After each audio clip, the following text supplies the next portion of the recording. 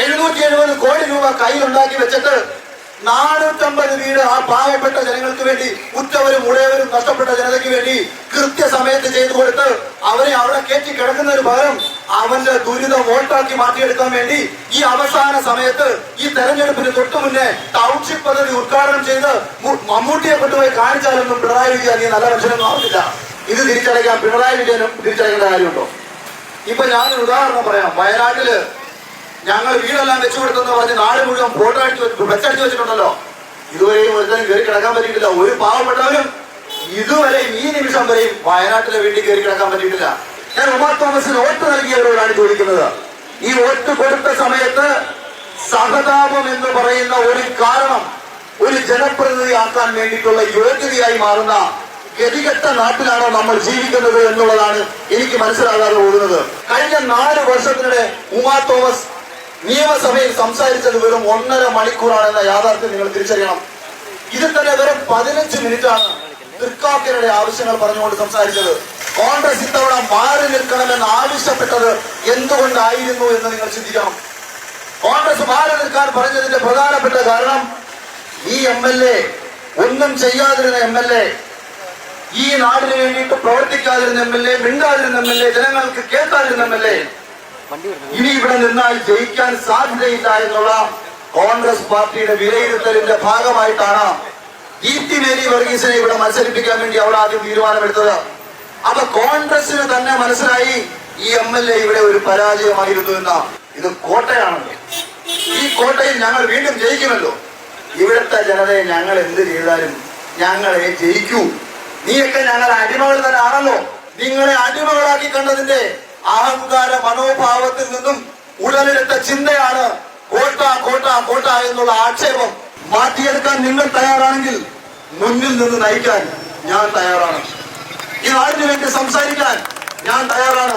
രാഷ്ട്രീയ ഭേദമന്യേ, ജാതിമത ഭേദമന്യേ ഈ നാടിന് വേണ്ടി സംസാരിക്കാൻ ഞാൻ തയ്യാറാണ്.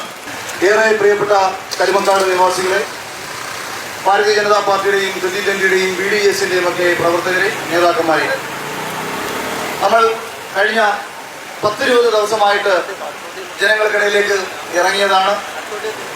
ഓരോ ജനവും നമ്മളെ സ്വീകരിക്കുമ്പോൾ തന്നെ അവരുടെ മനസ്സിൽ ഒരു പ്രതീക്ഷയുണ്ട്. ഈ നാട്ടിൽ ഇന്നലകളിൽ നിങ്ങൾ അനുഭവിച്ച ബുദ്ധിമുട്ടുകൾക്ക് ഒരു പരിഹാരം എന്നിലൂടെ സംഭവിക്കുമെന്നുള്ള പ്രതീക്ഷയാണ് എൻ്റെ ആത്മവിശ്വാസം വർദ്ധിപ്പിച്ചത്. ഓരോ പ്രദേശത്തെ ജനതയും വ്യത്യസ്തമായിട്ടുള്ള പ്രശ്നങ്ങൾ അനുഭവിച്ചുകൊണ്ടിരിക്കുന്ന ഈ നാട്ടിൽ നിങ്ങൾക്കായി ഒരു വാഗ്ദാനങ്ങൾ നൽകി നിങ്ങളെ പറ്റിക്കുന്നതിനേക്കാളും നല്ലത് നിങ്ങൾ അനുഭവിച്ചുകൊണ്ടിരിക്കുന്ന പ്രശ്നങ്ങൾ എന്താണെന്ന് കൃത്യമായി മനസ്സിലാക്കി നിങ്ങളിൽ ഒരാളായി ആ പ്രശ്നങ്ങളുടെ പരിഹാരം കണ്ടെത്താനുള്ള മാർഗങ്ങൾ അന്വേഷിക്കുക എന്നതാണ് ഞാൻ നിങ്ങൾക്ക് വേണ്ടി ചെയ്യാൻ പോകുന്ന ആദ്യത്തെ കാര്യം. അതോടൊപ്പം തന്നെ നിങ്ങളെ ചില കാര്യങ്ങൾ ഞാൻ ഒന്ന് ഓർമ്മപ്പെടുത്താൻ ആഗ്രഹിക്കുകയാണ്. കഴിഞ്ഞ 4 വർഷമായി ഇവിടെ MLA ആയി തുടരുന്ന പ്രിയപ്പെട്ട ഉമാ തോമസ് ഒരു MLA എന്ന നിലയിൽ എന്താണ് നിങ്ങൾക്ക് വേണ്ടി ചെയ്തത് എന്ന് നിങ്ങൾ കൃത്യമായിട്ട് അറിയണം. ചെയ്തത് എന്താണെന്ന് നിങ്ങൾ എന്നോട് ചോദിച്ചാൽ എനിക്കൊന്നും പറയാനില്ല. ഞാൻ അവിടെ ഇവിടെയും കുറെ ഹൈമാസ് ലൈറ്റുകളും മിനി മാസ് ലൈറ്റുകളും കാണുന്നതല്ലാതെ. അതേസമയം എന്ത് ചെയ്യുന്നില്ല എന്ന് ചോദിച്ചാൽ നിരവധി കാരണങ്ങളും നിരവധി കാര്യങ്ങളും കൃത്യമായി പറയാൻ കഴിയും. ആദ്യമായിട്ട് ഈ നാട്ടിൽ MLA ആകുന്ന സമയത്ത് നിങ്ങൾക്ക് നൽകിയ വാഗ്ദാനങ്ങളിൽ നിങ്ങളാണ് വോട്ട് പിടിച്ചത്. ഭാരതീയ ജനതാ പാർട്ടിയുടെ നേതാക്കന്മാരും NDA-യുടെ അണികളും ആരുമല്ല പ്രിയപ്പെട്ട ഉമാ തോമസിന് വോട്ട് നൽകിയത്. ഞാൻ ഉമാ തോമസിന് വോട്ട് നൽകിയവരോടാണ് ചോദിക്കുന്നത്. ഈ വോട്ട് കൊടുത്ത സമയത്ത് സഹതാപം എന്ന് പറയുന്ന ഒരു കാരണം ഒരു ജനപ്രതിനിധിയാക്കാൻ വേണ്ടിയിട്ടുള്ള യോഗ്യതയായി മാറുന്ന ഗതികെട്ട നാട്ടിലാണോ നമ്മൾ ജീവിക്കുന്നത് എന്നുള്ളതാണ് എനിക്ക് മനസ്സിലാകാതെ പോകുന്നത്. ഒരുവൻ പാവപ്പെട്ടവരായതുകൊണ്ട് ഈ നാടിനെ നയിക്കണം, ഒരുവൻ കഴിവില്ലാത്തവരായതുകൊണ്ട് ഈ നാടിനെ നയിക്കണം, ഒരുവൻ ഇന്നാളുടെ മകനായതുകൊണ്ട് ഈ നാടിനെ നയിക്കണം, ഒരുവൻ ഇന്നാളുടെ ഭാര്യ ആയതുകൊണ്ട് ഈ നാടിനെ നയിക്കണം. എന്ത് ജനാധിപത്യ സംവിധാനമാണ് ഇവിടെ ഉള്ളതെന്ന് നിങ്ങൾ ചിന്തിച്ചു നോക്കൂ. ഒരു ജനാധിപത്യ സംവിധാനത്തിൽ ജനത്തെ മനസ്സിലാക്കി കാര്യക്ഷമതയോടുകൂടിയും ക്രിയാത്മകതയോടുകൂടിയും ഒരു നാടിനെ നയിക്കാൻ ശേഷിയുള്ള ഒരുവനെ തെരഞ്ഞെടുത്തില്ല എന്നുണ്ടെന്നുണ്ടെങ്കിൽ അതിലും വലിയ നാശം നിങ്ങൾ നിങ്ങളുടെ നാടിനോട് ചെയ്യുന്നുണ്ടോ? ഈ ജനാധിപത്യത്തിൽ ഏറ്റവും മഹത്തരമായിട്ടുള്ള ഒരു കാര്യം എന്ന് പറയുന്നത് തെരഞ്ഞെടുപ്പിൽ ചിന്തിച്ച് ശരികൾ മനസ്സിലാക്കി വോട്ട് രേഖപ്പെടുത്തുക എന്നുള്ളതാണ്. ഒരു സ്വതന്ത്ര ഇന്ത്യൻ പൗരന്റെ ഏറ്റവും വലിയ അവകാശങ്ങളാണത്, ഏറ്റവും വലിയ അധികാരമാണത്. നിങ്ങളത് കൃത്യമായി ഉപയോഗിച്ചിട്ടുണ്ടോ? കഴിഞ്ഞ 4 വർഷത്തിനിടെ ഉമാ തോമസ് നിയമസഭയിൽ സംസാരിച്ചത് വെറും 1.5 മണിക്കൂറാണെന്ന യാഥാർത്ഥ്യം നിങ്ങൾ തിരിച്ചറിയണം. ഇതിൽ തന്നെ വെറും 15 മിനിറ്റാണ് തൃക്കാക്കരയുടെ ആവശ്യങ്ങൾ പറഞ്ഞുകൊണ്ട് സംസാരിച്ചത്. ഇവിടെ ഗതാഗത കുരുക്ക് ഒരു വലിയ പ്രശ്നമാണെന്ന് നമുക്ക് എല്ലാവർക്കും അറിയാം. ഇൻഫോ പാർക്ക് വിട്ടുവരുന്ന സമയത്തും അല്ലാത്ത സമയത്തും ഒക്കെ തന്നെ സീപോർട്ട് എയർപോർട്ടിലൂടെ ആ പ്രദേശത്തും വലിയ ബ്ലോക്ക് അനുഭവപ്പെടുന്നുണ്ട്. ഈ ബ്ലോക്കിന് പരിഹാരം എങ്ങനെ കാണും, മാർഗനിർദ്ദേശം എങ്ങനെ? തുതിയൂർ ഏഴൂർ പാലം യാഥാർത്ഥ്യമായി കഴിഞ്ഞാൽ ഒരു വലിയ രീതിയിൽ അവിടുത്തെ ഗതാഗത കുരുക്ക് പരിഹരിക്കാം. വാഗ്ദാനങ്ങളിൽ പറഞ്ഞ ഒരു കാര്യങ്ങളും പാലിക്കാതെ പോയ MLA കോൺഗ്രസ് ഇത്തവണ മാറി നിൽക്കണമെന്ന് ആവശ്യപ്പെട്ടത് എന്തുകൊണ്ടായിരുന്നു എന്ന് നിങ്ങൾ ചിന്തിക്കണം. കോൺഗ്രസ് മാറി നിൽക്കാൻ പറഞ്ഞതിന്റെ പ്രധാനപ്പെട്ട കാരണം ഈ MLA ഒന്നും ചെയ്യാതിരുന്ന MLA, ഈ നാടിന് വേണ്ടിയിട്ട് പ്രവർത്തിക്കാതിരുന്ന MLA, മിണ്ടാതിരുന്ന MLA, ജനങ്ങൾക്ക് കേൾക്കാതിരുന്ന MLA ഇനി ഇവിടെ നിന്നാൽ ജയിക്കാൻ സാധ്യതയില്ല എന്നുള്ള കോൺഗ്രസ് പാർട്ടിയുടെ വിലയിരുത്തലിന്റെ ഭാഗമായിട്ടാണ് ദീപ്തി മേരി വർഗീസിനെ ഇവിടെ മത്സരിപ്പിക്കാൻ വേണ്ടി അവർ ആദ്യം തീരുമാനമെടുത്തത്. അപ്പൊ കോൺഗ്രസിന് തന്നെ മനസ്സിലായി ഈ MLA ഇവിടെ ഒരു പരാജയമായിരുന്നു എന്ന്. അങ്ങനെ പരാജയപ്പെട്ട ഒരു MLA ജനങ്ങൾ എത്രത്തോളം മനസ്സിലാക്കിയിട്ടുണ്ട് എന്നുള്ളതിന് വേണ്ടി മാത്രമാണ് ഞാനിത് സംസാരിച്ചത്. ക്രിയാത്മകമായ യാതൊരു പദ്ധതികളും ഇവിടെ കൊണ്ടുവന്നിട്ടില്ല. ഈ നാട്ടിലെ ജനത, ഈ നാട്ടിലെ രക്ഷകർത്താക്കൾ, ഈ നാട്ടിലെ സ്ത്രീ സമൂഹം ഏറ്റവും കൂടുതൽ ഇനിയുള്ള കാലം നിലവിലും അനുഭവിച്ചുകൊണ്ടിരിക്കുന്ന ഏറ്റവും വലിയ പ്രശ്നങ്ങളിലൊന്ന് ലഹരിയുമായി ബന്ധപ്പെട്ട പ്രശ്നങ്ങളാണ്. ലഹരിയുടെ അമിത ഉപയോഗം, ലഹരി മാഫിയകളുടെ അമിതമായ സ്വാധീനം. ഇന്ന് കേരളത്തിൽ ഏറ്റവും കൂടുതൽ ക്രിമിനൽ കേസുകൾ ലഹരിയുമായി ബന്ധപ്പെട്ട് രജിസ്റ്റർ ചെയ്തത് ഈ തൃക്കാക്കര നിയോജക മണ്ഡലത്തിലെ പോലീസ് സ്റ്റേഷനുകളിലാണ്. ഈ നാടിന്റെ ഭാവിക്ക് വേണ്ടി, വളർന്നു വരുന്ന യുവ തലമുറയുടെ ഭാവിക്ക് വേണ്ടി, അവരുടെ രക്ഷകർത്താക്കൾക്ക് വേണ്ടി, ഇവിടുത്തെ സ്ത്രീജനങ്ങൾക്ക് വേണ്ടി എന്താണ് ഈ നാട്ടിൽ ലഹരി മുക്തമാക്കാൻ വേണ്ടിയിട്ട് ക്രിയാത്മകമായി നടപ്പിലാക്കാൻ ശ്രമിച്ച ഒരു പദ്ധതി? അപ്പോ അത് യുവജനങ്ങളോട് തീരെ താല്പര്യമില്ലാതിരുന്നത് കൊണ്ടാണോ ഇതിനെക്കുറിച്ച് ചിന്തിക്കാതെ പോയത്? അതോ ഇതിനെക്കുറിച്ച് ചിന്തിക്കാൻ സ്വബോധമില്ലാത്തത് കൊണ്ടാണോ ഇത്തരം കാര്യങ്ങളെ അറിയാതെ പോകുന്നത്? അതോ പണിമാളികൾക്കുള്ളിൽ സുഖമായി കഴിയാമെന്നുള്ള ചിന്ത കൊണ്ടാണോ ഇത്തരം കാര്യങ്ങൾക്ക് വേണ്ടിയിട്ട് ഇറങ്ങി പുറപ്പെടാത്തത്? അതുപോലെ തന്നെ ഓരോ പ്രദേശത്തെയും ജനതയുടെ പ്രശ്നങ്ങൾ ഓരോന്നാണെന്ന് ഞാൻ ആദ്യം പറഞ്ഞിരുന്നു. പുല്ലേപ്പള്ളി ഭാഗത്തേക്ക് ചെല്ലുമ്പോൾ കരുണാകരന്റെ കാലത്ത് നിർമ്മിച്ച പാലമാണത്. അവിടുത്തെ ജനത ട്രാഫിക് ബ്ലോക്ക് കൊണ്ടും കേടുവരുന്ന വെള്ളക്കെട്ടിന്റെ പ്രശ്നം കാരണവും നിരവധി ബുദ്ധിമുട്ടുകളാണ് അനുഭവിക്കുന്നത്. ആ ജനത എത്രയോ വർഷങ്ങളായിട്ട് ഇതിന് പരിഹാരം കണ്ടെത്താൻ വേണ്ടിയിട്ട് പല MLA-മാരോടും പറഞ്ഞുകൊണ്ടിരിക്കുകയാണ്. അപ്പൊ ഇതൊന്നും ഇവർ ചെയ്യുന്നില്ല, ഇതൊന്നും കേൾക്കത്തില്ല, നിങ്ങളെ ആരെയും ഇവർ ഗൗനിക്കുന്നില്ല. എന്താ കാര്യം? ഇത് കോട്ടയാണല്ലോ. ഈ കോട്ടയിൽ ഞങ്ങൾ വീണ്ടും ജയിക്കുമല്ലോ. ഇവിടുത്തെ ജനതയെ ഞങ്ങൾ എന്ത് ചെയ്താലും ഞങ്ങളെ ജയിക്കൂ. നീയൊക്കെ ഞങ്ങൾ അടിമകൾ തന്നെ ആണല്ലോ, നിനക്കൊന്നും ചിന്തിക്കാൻ ശേഷിയില്ലല്ലോ.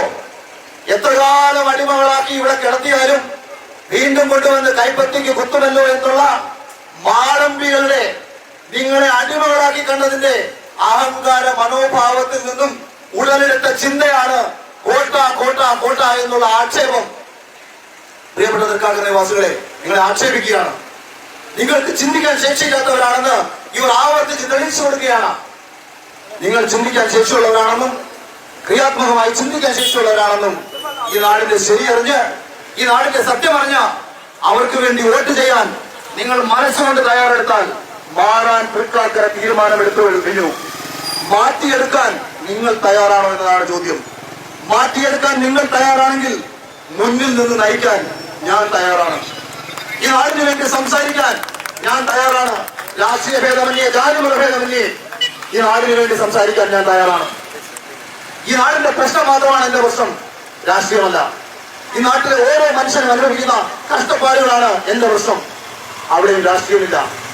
മനുഷ്യന്റെ നന്മയാണ് എല്ലാ രാഷ്ട്രീയ പാർട്ടികളും ലക്ഷ്യം വെക്കുന്നതെങ്കിൽ ആ നന്മ നടപ്പിലാക്കാൻ NDAക്ക് വേണ്ടിയിട്ട് ആത്മാർത്ഥമായി നിങ്ങൾ ഒരാളായി കേരള നിയമസഭയിൽ നിങ്ങളുടെ പ്രശ്നങ്ങൾ അവതരിപ്പിച്ചുകൊണ്ട് ഈ നാടിന് വേണ്ടിയിട്ടുള്ള ക്രിയാത്മകമായ പദ്ധതികൾ നടപ്പിലാക്കാൻ ഞാനിവിടെ പ്രത്യേകിച്ച് വാഗ്ദാനമൊന്നും ചെയ്യേണ്ട കാര്യം. NDAയുടെ വികസന പത്രിക അത്രത്തോളം മികച്ചതാണ്. ഇവിടെ കഴിഞ്ഞ ദിവസം NDAയുടെ വികസന പത്രിക പുറത്തിറങ്ങിയിട്ടുണ്ട്. കഴിയുമെങ്കിൽ നിങ്ങൾ ഏത് രാഷ്ട്രീയ പാർട്ടിപ്പെട്ടവനായിക്കോ വായിച്ചു നോക്കുന്നതിൽ വിഷമമൊന്നുമില്ല. അത് വായിച്ചു നോക്കൂ. ഒരു പദ്ധതി എപ്രകാരമാണ് മികച്ച രീതിയിൽ നടപ്പിലാക്കുന്നത് എന്നുള്ളതിന്റെ ഉദാത്തമായ മാതൃകയാണ് ഇന്ത്യയുടെ വികസന പത്രിക. രണ്ട് രീതിയിൽ നമുക്ക് സൂക്ഷ്മമായി ജീവിക്കാം. അധ്വാനിച്ച് കൃത്യമായി പണം കണ്ടെത്തി അത് നിലനിർത്തി നമ്മുടെ ഒരു കുടുംബത്തെ നമുക്ക് നന്നായി കൊണ്ടു നടക്കാം. മറ്റൊരു രീതിയിലും നമുക്ക് സുഭിക്ഷമായിട്ട് ജീവിക്കാം. ഒന്നുകിൽ നാട്ടുകാരെ പറ്റിക്കുക, ഇല്ലെങ്കിൽ കടം മേടിക്കുക. പിണറായി വിജയൻ ഇപ്പോൾ ചെയ്തുകൊണ്ടിരിക്കുന്നത് ഇത് രണ്ടും കൂടി ചേർന്ന് സമന്വയിപ്പിച്ച മനോഹരമായ ഒരു പദ്ധതിയാണ് കേരളത്തിൽ നടപ്പിലാക്കിക്കൊണ്ടിരിക്കുന്നത്. നാട്ടുകാരെ പറ്റിച്ചും പ്രത്യേകിച്ച് പാവപ്പെട്ടവനെ പറ്റിച്ചും കടം മേടിച്ചും ഈ നാട്ടിൽ ചില കാര്യങ്ങൾ ചെയ്തു വെച്ചിട്ട് അതെന്തോ മഹത്തരമാണെന്ന് പറഞ്ഞ് നിങ്ങളുടെ മുന്നിലേക്ക് എത്തിക്കുകയാണ്. ഇതെങ്ങനെ ഈ കടം മേടിച്ചാൽ തിരിച്ചടയ്ക്കും? കടം മേടിക്കുന്ന ഒരുവന്റെ ആദ്യത്തെ മര്യാദ ഇത് തിരിച്ചടയ്ക്കുന്ന മാർഗം കണ്ടെത്തുക എന്നുള്ളതാണ്. ഇത് തിരിച്ചടയ്ക്കാൻ പിണറായി വിജയനും തിരിച്ചടയ്ക്കേണ്ട കാര്യമുണ്ടോ? ഇപ്പൊ ഞാനൊരു ഉദാഹരണം പറയാം. വയനാട്ടില് ഞങ്ങൾ വീടെല്ലാം വെച്ചു കൊടുത്തെന്ന് പറഞ്ഞ് നാട് മുഴുവൻ ഫോട്ടോ വെച്ചടിച്ചു വെച്ചിട്ടുണ്ടല്ലോ. ഇതുവരെയും ഒരുത്തനും കയറി കിടക്കാൻ പറ്റിയിട്ടില്ല. ഒരു പാവപ്പെട്ടവരും ഇതുവരെയും ഈ നിമിഷം വരെയും വയനാട്ടിലെ വീട്ടിൽ കയറി കിടക്കാൻ പറ്റിയിട്ടില്ല. ഇലക്ഷന് മുന്നേ ഉള്ള ഒരു സ്റ്റണ്ട് മാത്രമായിരുന്നു ഈ വയനാട്ടിൽ വീട് വെച്ചു കൊടുത്തു എന്നുള്ള ടൗൺഷിപ്പ് പദ്ധതി. ഇനി മറ്റൊരു കാര്യം, വയനാട്ടിലെ 450 വീട് വെക്കാൻ 770 കോടി രൂപ പിണറായി വിജയന്റെ അക്കൗണ്ടിൽ കിടക്കുകയാണ്. മുഖ്യമന്ത്രിയുടെ ദുരിതാശ്വാസ നിധി കിടക്കുകയാണ്. നിങ്ങൾ എല്ലാവരും വീട് വെച്ചിട്ടുള്ളവരാണ്. ഒരു വീട് വെക്കാൻ നിങ്ങൾ അനുഭവിക്കുന്ന ഏറ്റവും വലിയ ബുദ്ധിമുട്ടെന്താ? പൈസയുടെ ബുദ്ധിമുട്ടാണ്. പണം നിങ്ങൾ അക്കൗണ്ടിലുണ്ടെങ്കിൽ ആകെ ആ വാർത്ത കഴിയുമ്പം വെള്ളം ഒഴിച്ചിട്ട് ഒരു 15 ദിവസം ഉണങ്ങാനുള്ള സമയം. ബാക്കി എന്താണ് കാലതാമസം? ഒരു വീട് കയ്യിൽ പണമുള്ളവന് സമയോചിതമായി വീട് പൂർത്തിയാക്കാൻ എന്തിനാണ് കാലതാമസം? പിണറായി വിജയന് 450 വീട് പൂർത്തിയാക്കാൻ 1.5 വർഷമായിട്ടും കഴിഞ്ഞിട്ടില്ല. ഇങ്ങനെയാണ് പറയുന്നത് ഇനി ഇവിടെ മരമറിച്ച് കളയുമെന്നും. 770 കോടി രൂപ കയ്യിലുണ്ടാക്കി വെച്ചിട്ട് 450 വീട് ആ പാവപ്പെട്ട ജനങ്ങൾക്ക് വേണ്ടി, ഉറ്റവരും ഉടയവരും നഷ്ടപ്പെട്ട ജനതയ്ക്ക് വേണ്ടി കൃത്യസമയത്ത് ചെയ്തു കൊടുത്ത് അവരെ അവിടെ കയറ്റി കിടക്കുന്നതിന് പകരം അവന്റെ ദുരിതം വോട്ടാക്കി മാറ്റിയെടുക്കാൻ വേണ്ടി ഈ അവസാന സമയത്ത് ഈ തെരഞ്ഞെടുപ്പിന് തൊട്ടു മുന്നേ ടൗൺഷിപ്പ് പദ്ധതി ഉദ്ഘാടനം ചെയ്ത് മമ്മൂട്ടിയെ കൊണ്ടുപോയി കാണിച്ചാലൊന്നും പിണറായി വിജയൻ ഈ നല്ല മനുഷ്യനൊന്നും ആവില്ല. ഒരു പാവങ്ങളുടെ ദുരിതം ലഭിക്കേണ്ടത് പ്രളയം വന്ന സമയത്ത് 5000 കോടി രൂപ പിരിച്ചു. വെബ്സൈറ്റിൽ കയറി നോക്ക്, കണക്കില്ലായിരുന്നു. അഖിൽമാരാർ ഈ ചോദ്യം സോഷ്യൽ മീഡിയ വഴി ഉന്നയിക്കുന്ന സമയം വരെയും ഇതിന് കണക്കില്ല. ഒരു ക്ലബ് ആയിക്കോട്ടെ, ഒരു ക്ഷേത്രമായിക്കോട്ടെ, ഒരു പള്ളി കമ്മിറ്റി ആയിക്കോട്ടെ, ഏതൊരുത്തരും നാട്ടുകാരുടെ കയ്യിൽ നിന്ന് പണം പിരിച്ചു കഴിഞ്ഞാൽ ഏറ്റവും ആദ്യം കാണിക്കുന്ന മാന്യത പിരിച്ച പണത്തിന്റെ കണക്ക് എങ്ങനെ ചിലവഴിച്ചു എന്ന് കാണിക്കും. അതൊരു ചായ കുടിച്ചതിന്റെ ആണെങ്കിൽ അവനത് കാണിക്കും. പക്ഷെ പിണറായി വിജയൻ കാണിക്കത്തില്ല. ഈ വെബ്സൈറ്റിൽ CMDRF ഓഡിറ്റബിൾ ആണ്, CMDRF മറ്റേതാണ്. എനിക്ക് സോഷ്യൽ മീഡിയ വരുന്ന കമ്പനികളാണ്. നിനക്ക് അറിയത്തില്ലെങ്കിൽ നീ പോയി വായിച്ചു നോക്ക്. കാരണം നിനക്കൊക്കെ ഇതിന്റെ ABCD അറിയാമോ? CMDRF ഇതെല്ലാം ആണെങ്കിൽ പിന്നെ എങ്ങനെയാണ് ചെങ്ങന്നൂർ MLAക്ക് 25 ലക്ഷം രൂപ പിണറായി വിജയൻ കൊടുത്തത്? ലോകായുക്ത ഈ കേസ് വന്ന സമയത്ത്, ലോകായുക്ത ഈ വിധി പറയാൻ നിന്ന സമയത്ത് നിയമനിർമ്മാണം പൂർത്തിയാക്കി ലോകായുക്തയുടെ അധികാരമില്ലാതാക്കിയത് എന്തിനാണ് മിസ്റ്റർ പിണറായി വിജയൻ? അമേരിക്കയിൽ ഇരുന്നുകൊണ്ട് പിണറായി വിജയൻ ഇവിടെ ഈ ലോകായുക്ത കേസ് വന്ന സമയത്ത് തള്ളിവെച്ചത് ഉൾപ്പെടെ ഈ ഒരു കേസിനെ ഭയപ്പെട്ട പിണറായി വിജയനെ മറ്റാർക്കും അറിയത്തില്ലെങ്കിലും ഈ വിഷയവുമായിട്ട് പിന്നാലെ പോയി എനിക്കറിയാം. ഞാൻ വയനാട്ടിൽ ചെല്ലുമ്പോൾ ഈ വയനാട്ടിൽ ഇപ്പൊ വീട് വെച്ച് കൊടുത്തില്ലേ?